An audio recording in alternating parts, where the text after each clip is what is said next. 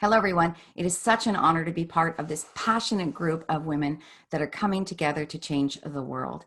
I'm Lynn McLaughlin, and I'll be speaking with you today about career advancement and career goals. And I know that sounds kind of simplistic, but I think I can help you.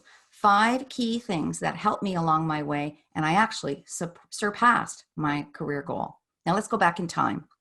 I was a first year teacher, and I was in awe of my principal, watching what he could do every single day as a school community changing mindset and children's lives through the entire school. And I knew that's what I wanted to be. That was my long-term goal. Now, this is the first piece of advice I'm giving you. Whatever your career aspiration is, set short, that means 6 months to 3 years, and long-term goals, and write them down. Hold yourself accountable, or get an accountability partner, someone that you're going back and forth with to help each other along the way. Now, what does it mean? What did I need to do is the first thing I had to figure out. Well, it's not that easy in Ontario to become an elementary school principal. You have to have 5 years of teaching experience, 3 areas of specialization, and within each of those areas, there are 3 courses to take and then achieve your principal's qualifications. So I endeavored to do so through my short-term plan because I wanted to meet that long-term goal. In 10 years, I had all of those qualifications on paper. But let's be real. You're not moving into a leadership position with paper qualifications. Of course, that taught me a great deal, but it's also about characteristics, personality, and experience. So I strategically became involved in the school, in extracurricular activities, in leadership teams within the school, just to build those experiences and meet other people and start to collaborate. First thing, short, long-term goals. Now, 10 years, I was ready. I was ready to apply for the position of a vice principal. But guess what? The boards of education were amalgamating in Ontario. And where I was, 3 boards were coming together and there were no possible positions. But there was a posting back home where my husband and I had grown up. So we decided that I should apply. But here's the first thing that happens when I'm looking at a possibility of gender discrimination. I was expecting our 3rd child. I was very much expecting our 3rd child. I decided to wear a bright red suit. I knew the possibility of that interview committee was going to be largely men, and I was right, it was. I decided not to hide it and take it head on. I was successful. I had the job offer, and 6 months later, we moved our family down to back home, which was the best thing we possibly could have done because our children got to know their cousins. We were closer to our parents and our siblings. It turned out to be fantastic in the end. So the second thing is, can you identify the systemic barriers that exist either in your organization or as an entrepreneur with the people that you're working with or in your clients? Because if you can identify those barriers, you can strategize to find your way around them. So I am now a vice principal. It took me 3 years before I thought I was ready to apply for that position. Think about that, 13 years, that short-term plan got recreated, and I'm about to possibly meet my career goal 13 years after I wrote it, which was pretty awesome. But I knew, again, that when I applied for the principal's position, the chances of that promotion committee being largely men was going to be a fact. How did I know that? Well, look at the data in the organizations across Ontario and Canada at that time. 78% of women were teachers in elementary school. But guess what? They weren't in the leadership positions to that capacity at all. I think it was 23% of women at that time were in leadership roles. So I knew that that was going to happen. So in the 3 years that I was vice principal, I again involved myself in committees to increase my visibility, but also to learn what I needed to know and the characteristics I needed to build. All right, now comes the time. The application, the posting is out. 4 of us came together, 4 vice principals, all women. We decided we were better together. And I have a friend here in Ontario. Her name is Trish Chennai, and I love what she says. Collaboration without competition.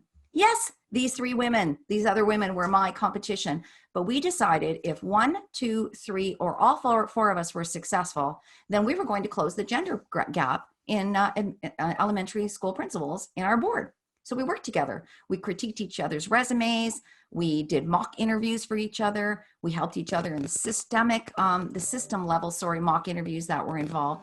And guess what? 3 out of 4 of us were successful. We decreased that gender gap by working together.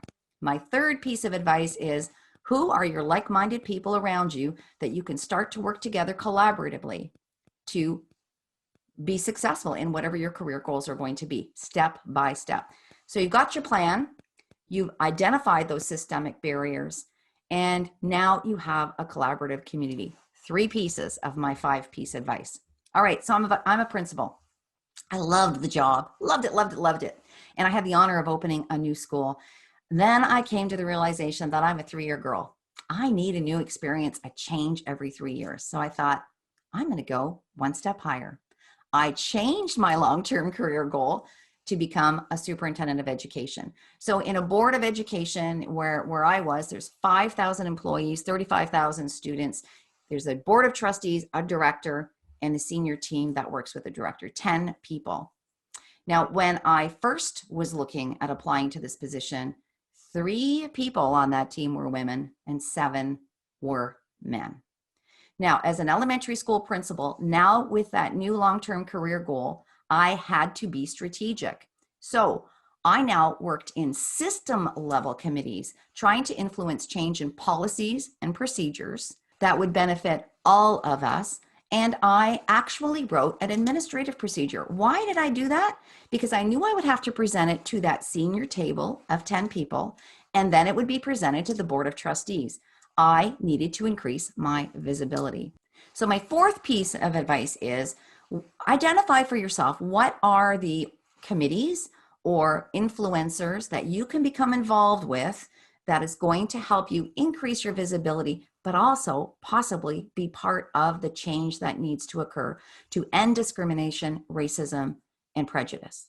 Okay, so that's number 4. Then came the announcement. A renowned superintendent of education was retiring, and I had my shot, but I knew I wouldn't get the job. You see, the gentleman that had been shadowing him for at least 12 months was a sure win. But call me crazy, I threw my hat in the ring anyway, and I applied. And I did it strategically. Again, I keep using that word, but it's so important, because even though I knew I wasn't going to get the position, if I made it through the screening phase with my application, I would be in an interview in front of members of the senior team and the board of trustee, because those group people combined are the ones who make the decision about superintendents. So I applied. I went through the process. I wasn't successful, but it was okay because I didn't expect to be. But guess what? I was at an advantage now, because the next time when another position came up, I was more than ready. I knew what to expect. I knew what that table was going to look like. I knew what some possible questions were going to look like. I was better prepared than I would have been if I hadn't taken that chance the first time around. Now I became a superintendent. I got the job, but guess what? I wish the universe had been a little kinder to me, but 1 year into the role, I was shocked to find out I had a brain tumor. Yes, a brain tumor. So talk about a deviation. Although I'd surpassed my long-term goals, here I was 1 year in, excited that, the 1 year learning curve, and I had to take a year off. So give yourself permission to deviate from the plan if you need to, hopefully not for nothing that extreme. Stick with it, but sometimes your career goals will change, just like mine did. So here I am, superintendent. I retired after 6 years in the position, proud of the accomplishments and the change that we made. And when I retired, there were 5 men and 5 women around the senior table. We are moving slowly and surely, and we are doing it, if we can, strategically. Some things happen by chance, but I believe in strategy. Now, I'm a writer, and I've been journaling since I was, oh my goodness, a teenager. And writing has gotten me through some of the most challenging times in my life. The time that I had a brain tumor specifically, and another very challenging time with some mental illness in my own family. So I'm offering you today 30 days of writing prompts, and the prompts that I've created have all come from those challenging times. And I think they're going to help you not only with your career aspirations, but also things that might be challenging you right now or in the future. And hopefully you can accept them, overcome them, and prevail. And sometimes writing things down gives us time to think about it and process it and come up with other solutions. I hope you all have a healthy and safe day. Continue to be Passionistas, fighting for equality and what we need in the world to make it a better place. Take care.